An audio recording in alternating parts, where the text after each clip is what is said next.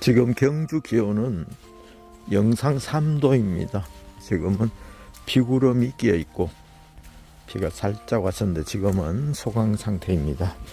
그리고 땅은 촉촉하게 비가 쳐져 있고 웅덩이에는 빗물이 고여 있습니다. 어제보다 한 3도 정도 낮은 기온을 유지하고 있는데 맨발 걷기 하시는 분들은 거의 보지를 못하겠습니다. 저는 이런 날은 꼭 합니다. 촉촉하고 비가 온 후에 가장 끌어당기는 힘이 강한 이때 약간 살살하지만 맨발 걷기에 매일 도전하고 있습니다. 맨발 학교를 처음 만드신 권택한 대구교육대학교 교수님은 그 맨발을 거의 1000일 이상을 하셨습니다. 그분이 교육부에서 13년을 근무하시고 일선 학교에서 근무하시면서 맨발 걷기의 필요성을 느끼게 되었다고 합니다. 학생 인구는 급격하게 감소하고 있는데 분노 조절 장애나 ADHD와 같은 정서적인 문제가 많이 대두되고 있어서 왜 이럴까 하고 생각하셨답니다. 그래서 맨발 걷기를 시작하신 직접적인 원인이 되었는데 아프리카에는 자폐가 없다라는 그 책을 읽으면서도 많은 영감을 받았다고 합니다. 서구화된 곳일수록 아토피나 ADHD와 같은 정서적인 장애가 많은 것을 보면서 흙과 멀어질 때 정서적으로 많은 문제가 생긴다는 것을 인지하고 그것을 사명으로 삼았다고 합니다. 그리고 맨발 인문학을 하시는 분으로도 유명하신데요. 나아가서 개인의 건강을 위하고 또 가족의 건강을 위하고 나아가서 지역사회의 건강을 위하고 또 국민 전체가 맨발로 걷는다면 의료 재정이 굉장히 절약이 되고 또 암이나 백혈병과 같은 중증 질환에 고생하고 있는 분들에게 그 혜택이 돌아가는 그것이 진정한 애국이 아니겠느냐라고 말씀하셨습니다. 저도 그 말씀에 영감을 받아서 맨발 걷기에 또 추진할 수 있는 많은 동력원이 되었는데요. 이 흙과 가까이 하면 일단 체력이 좋아집니다. 흙 속에 각종 박테리아가 있어서 적절하게 우리 피부와 닿으면서 우리 몸이 큰 병이 오기 전에 미리 자잘한 박테리아나 바이러스로부터 우리 몸의 면역력을 테스트하고 키우는 역할을 합니다. 그래서 미리 대비했을 때 또 병균이 들어왔을 때 그거에 대한 대응할 수 있는 힘이 있기 때문에 그것이 곧 면역력이 된다는 것입니다. 우리 몸에 질병이 찾아오지 않을 수는 없습니다.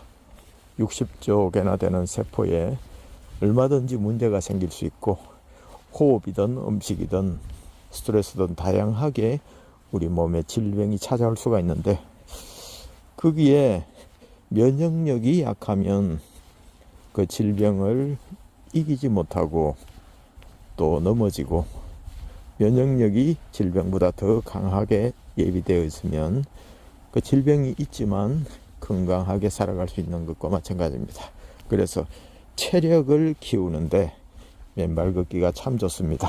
특히 숲길 맨발 걷기는 피톤치드도 나오고 또 새소리, 바람소리, 또 간간히 비치는 햇빛, 그리고 낙엽 위로 또 바스락거리는 낙엽 소리, 그 철마다 바뀌는, 시간마다 시시각각으로 바뀌는 초록초록, 울긋불긋, 알록달록, 그리고 소담스럽게 핀 아름다운 꽃들, 다양한 또 사물들을 보면서 우리 몸의 스트레스도 해소가 되고 평정심도 찾게 되고, 그래서 몸과 신체는 연결되어 있지 않습니까? 마치 스트레스를 극도로 받으면 소화가 안 되고 구토를 하거나 위장장애, 소화불량이 일어나는 것과 마찬가지입니다. 마음과 몸은 떨어진 것 같지만 사실은 연결되어 있습니다. 그래서 일단은 맨발로 땅을 디디면 근골격계가 자극을 받고, 또 우리 몸의 발바닥의 지압점이 자극을 받아서 각 부위에 연결된 장기와 기관들을 또 다스려 주기 때문에 체력이 됩니다.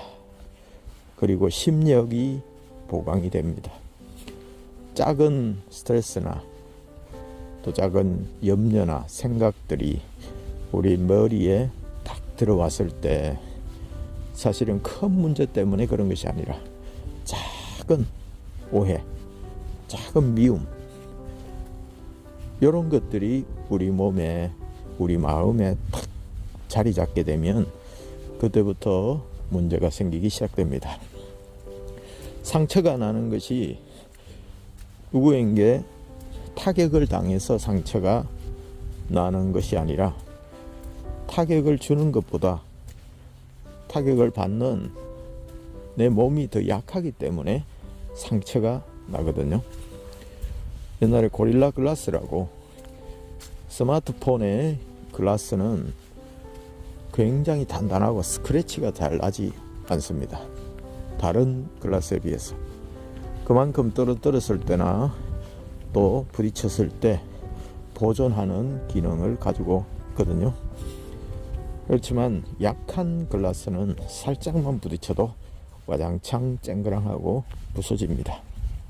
그래서 똑같이 타격을 당했을 때 강한 글라스는 오히려 타격한 물건이 스크래치를 당하고, 또 글라스는 멀쩡한 것처럼, 우리 인생을 살다 보면 인위적으로 타격을 하거나 남을 해코지하거나 일부러 그러지는 않습니다. 하지만 사람마다 다 자기의 개성이 있고 또 관념이 있고 자기 생각이 있기 때문에 살다 보면, 교류하다 보면 소통의 부재도 생기고 문제도 생기고 서로 상처를 주기도 하고 독한 말을 하기도 하고 마음에 없는 말을 해서 자기와 남에게 타격을 주기 쉽습니다.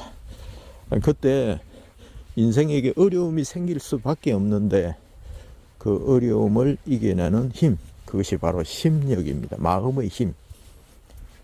근력이 좋으면 철봉에 5분을 매달려 있어도 끄떡없는 사람이 있고, 단 10초도 매달릴 수 없는 사람들도 의외로 많습니다. 팔에 근력이 없기 때문이죠. 마음에도 작은 상처도 견딜 수 없는 사람들도 많습니다. 작은 말 한마디에 큰 상처, 깊은 상처를 받는 사람도 많습니다. 그것은 어려서부터 그런 환경에서 심력을 키울 만한 그 회복 탄력성이라고도 하죠.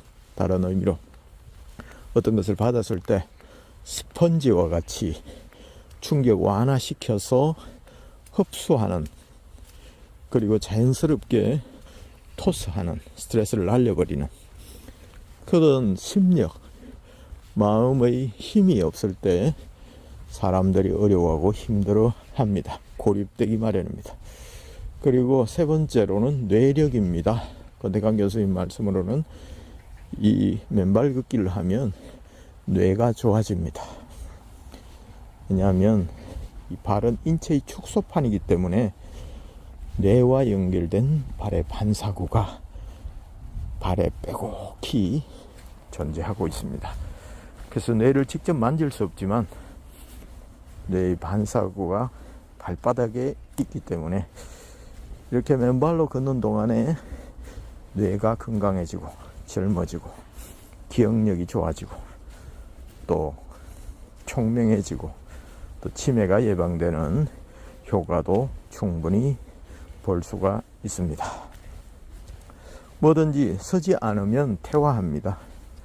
이 발바닥에는 수없이 많은 감각점이 있지만 이 발로 땅을 디딜 때 오감을 통해서 그리고 발의 반사구를 통해서 우리 몸의 각 부위가 영향을 받도록 해놨는데, 발을 꽁꽁 양말 속에 삼해서 두꺼운 깔창이 있는 신발 속에 가두어 두지 마시고 한 번쯤 풀어 헤쳐서 건강하게 또 살아가시는 습관TV 구독자님들 되시기 바라겠습니다.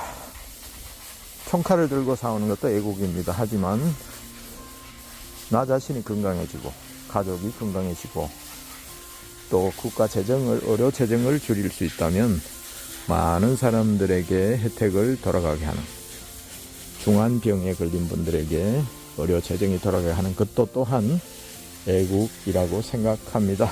자, 오늘 또 화이팅!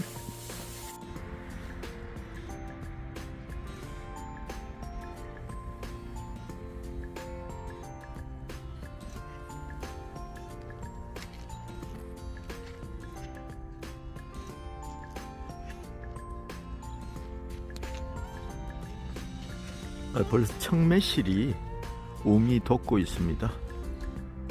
이 한파를 뚫고 이제 좀 따뜻해지니까 움돋기 준비 운동을 하고 있습니다. 이렇게 일순간에 튀어나옵니다. 이 나무는 홍매실입니다. 중국 같은 나무에도 계절의 흐름을 역행할 수가 없는 것 같습니다.